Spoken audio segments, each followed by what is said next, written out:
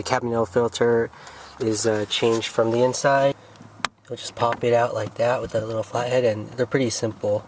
It's all plastic, so be careful. So the filter, hopefully you can see, it might be kind of dark, is actually right in here, and you can actually see the screws that you would use, that you undo to take it out. But of course it's not that easy.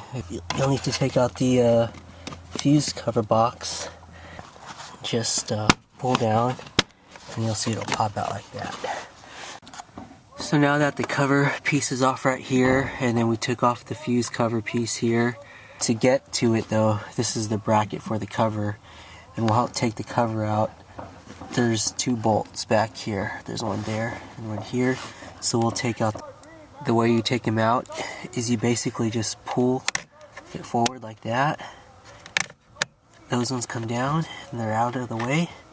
So the tabs are right here. You'll squeeze them just like that. And you'll see it loosen, and you pull it forward and it comes out like that. And then to bring the plate down, there's still more wires. There's this thing. You just twist it, and it's threaded, it's plastic, so don't get too crazy on it. It drops down this, and then you'll see all your fuses if you ever need to check your fuses. And then there's 3 here. There's another small one here. That's the same way. You'll just pull that down, it pops it out. And here is a big one. Squeeze here, it'll loosen, and you just pull that down, and it pops it out. This one here is the same way, but it faces the other way, so it's a little bit trickier. It's not loose from the wires, but it sits on that bracket we're gonna take out. So just be careful pulling it out. It's really tight too. So you'll see. So that's how it comes out. So there's 2 screws. I'll do the back one first, just the Phillips. Let's see if I can get it in there. It shouldn't be very long. Yeah, this one's already out. Go ahead and do the next one.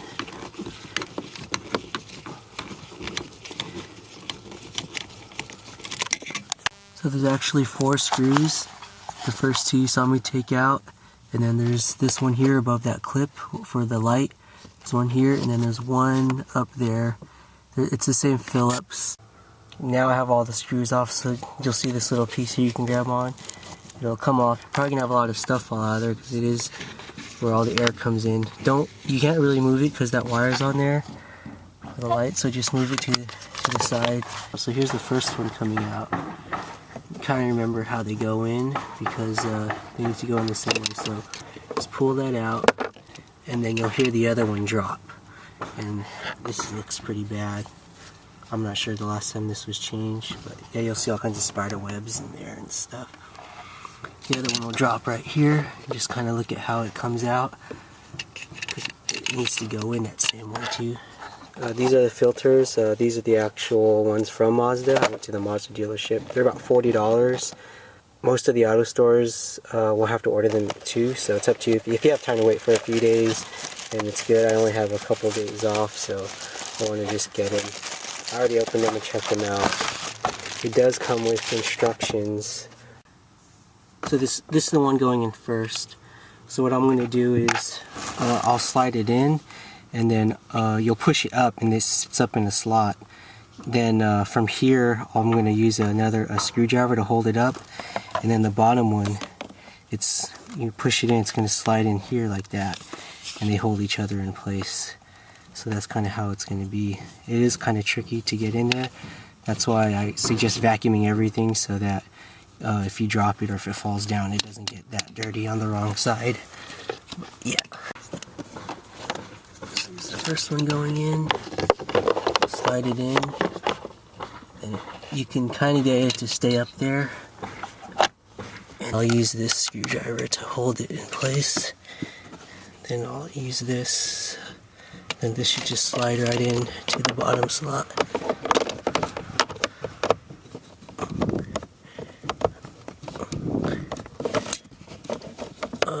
Okay, so that went in. So now that you could just start putting things back on. This is clips right onto place. Here, should clip right back on. Everything should fit okay.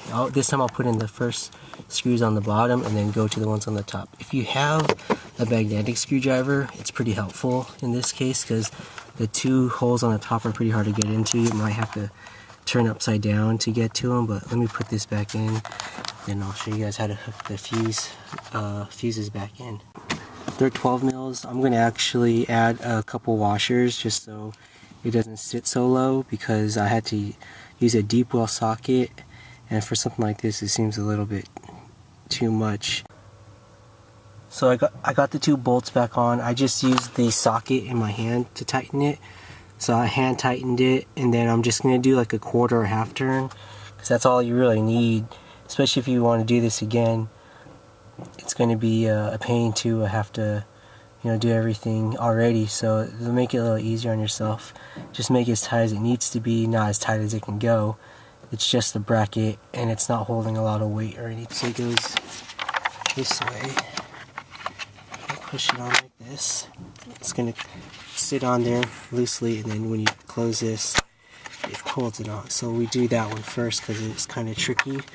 And then let's see if I can. These ones go on the same way. They're pretty easy. You just slide this over, just like that. You'll feel it go down, and then push this, and you'll see it clip on. Same thing with these. They're just smaller. I have to use two hands. So as you release, push this. That's in there. So you got two more to do, or three more, sorry. So this one goes up just like that. Same thing as the other ones. It clips itself in, goes in, and then the last one here. And that's it. Okay, putting in the fuse box cover. This is just the piece that came out. It goes, you'll see this little nub that goes in, that goes on the front right, and these two, there's one here and here that go on this other one here. It goes onto the clips back here. Let's see if I can get a shot. So it just slides over that hook back there, and then there's one on the right as well. So the part that you used to grab the filter out is where this slides into. So that will slide into that little piece that you grabbed earlier to pull off the cover of the filters. So if you look back there, you'll see it. Just slide it in there. This will sit inside this piece, and then that should line you up right there. The way this works, if you've never used these, you just fan it open like this. Pull it so it sticks out, and then it will slide right into the hole, just like, make sure it's lined up.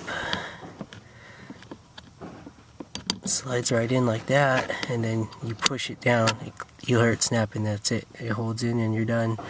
Make sure you check all your lights, because you did have the fuse box out, and then make sure you reset all your times and radio channels and all that.